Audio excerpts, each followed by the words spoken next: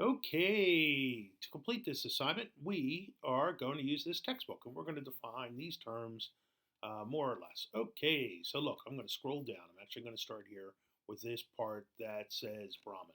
And these are all different Hindu concepts. Here we go.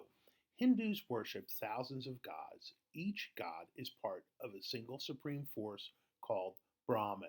Ding, ding, ding. There's our definition for our first term, Brahman, okay? A single supreme force.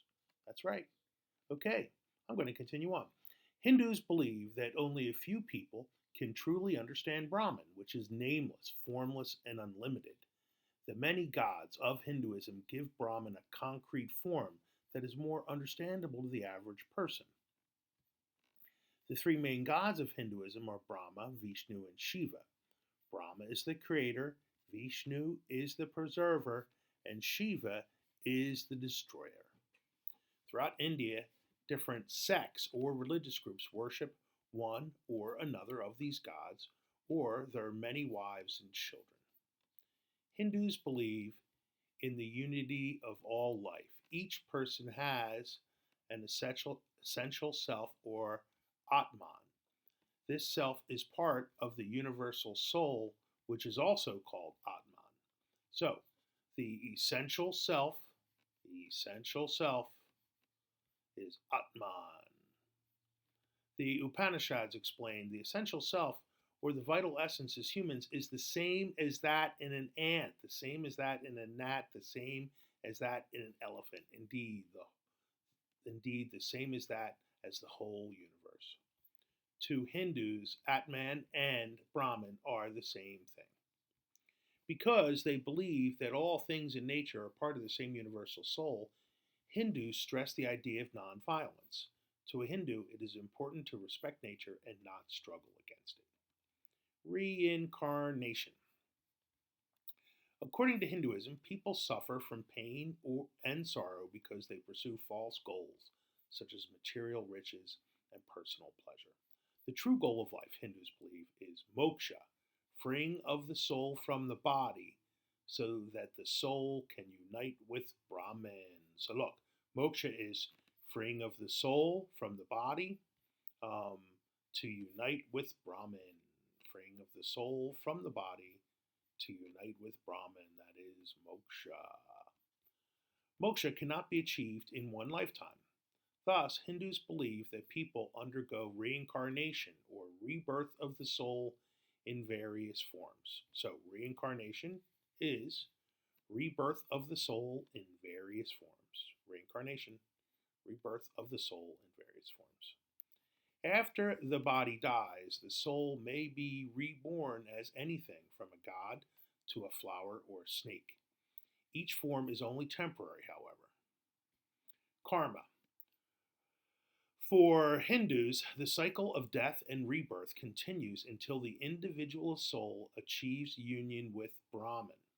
Whether a soul gains this release is governed by the law of karma. Karma comes from the Sanskrit word meaning to do. The law of karma holds that every deed, mental or physical, in this life affects a person's fate in a future life. So here we go, right? So karma is, right, that every deed in this life affects a person's fate in a future life. Every deed in this life affects a person's fate in a future life. In a similar way, a person's present situation is the result of his or her deeds in a past existence. Every good deed sooner or later results in happiness. Every evil deed sooner or later brings sorrow. Hinduism and the caste system. Hindus beliefs about rebirth and karma are closely tied to the caste system. The caste system developed in ancient times. Some scholars think it arose when the light skinned Aryans conquered darker skinned non Aryan people. Others argue that the caste system was based on occupation. Whatever its origins, the caste system set up a strict social and religious order. Wow, what's the caste system? What is caste? It's a strict social and religious order. What is caste? A strict social and religious order. A person was born into a certain caste and remained a member of that caste for life. Nothing he or she did could change that fact. Most Hindus believe that a person's caste is the result of karma. Both high caste and low caste Hindus accept the idea that one's deeds in a past life are responsible for one's present position in society. Hindus also believe that the Brahmins, the highest caste, are closest to moksha. Each caste has its own dharma, or duties and obligations. So, what is dharma? Dharma are duties and obligations. Dharma, duties and obligations. Among these duties are obedience to all caste rules as well as to moral laws. People can improve their position in the next life by carrying out their duties in this life. Dharma influences Indian life in many ways. It provides a guide to conduct. It also offers Hindus the hope of a better life in their future. Indeed, the knowledge that their future life depends on their past deeds encourages Hindus to behave morally. All right, that's the end of the reading. Let us take a look at the assignment, particularly this bottom part. So, the one thing that's interesting about this bottom part is there are hints along the way. So, Thambi was a Hindu from India. He was a priest, a member of the Brahmin blank, the highest social group in of Hindus. So you were looking for this is going to be what are the social groupings?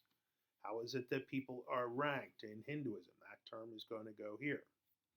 As a priest, he spent much of his time praying and performing acts of worship.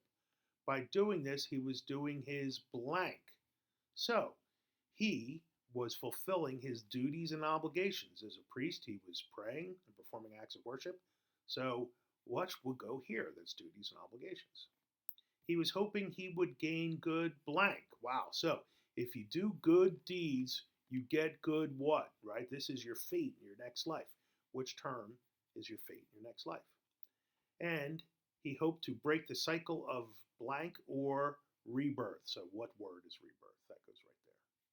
He hoped that after he died, he would achieve blank, oneness with the universal spirit. So, he was hoping that reincarnation would end and he would achieve blank, oneness with the universal spirit. Which one's that? He hoped that his soul or blank, so which one is essential self? Essential self or essential soul? Would become one with blank, the universal spirit. What term is the universal spirit, the ultimate reality, the ultimate God? Okay, there's hints for that. I hope you get them right. There's going to be other things for you to do too, so check out the next assignment.